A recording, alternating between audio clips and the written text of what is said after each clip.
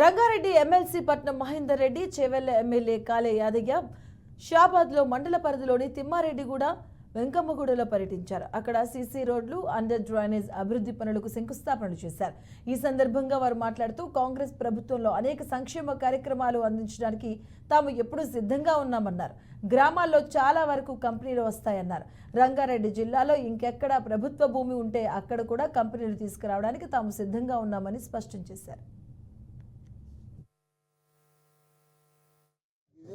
తప్పకుండా మీరు ఎన్నో రోజుల నుంచి కలవగలరు. తిమ్మారెడ్డిగూడ పామెన వద్దకు పిలిచి ఎవరు కూడా అడగలే.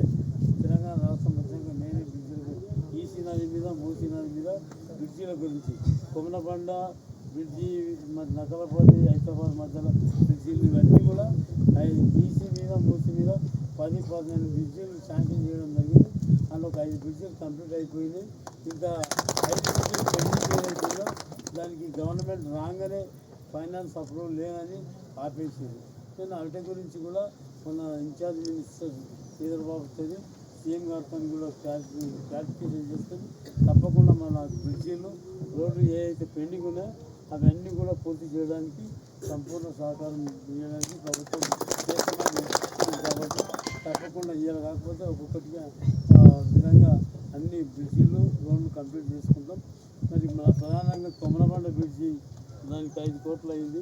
మరి అది కూడా 5 శాంక్షన్ అయింది. అది కూడా చేసుకుంటాం. నిజంగా కూడా మరి ఇక్కడ ఈ షాబాద్ మండలంలో చాలా పెద్ద ఎత్తున కంపెనీలు వచ్చినాయి.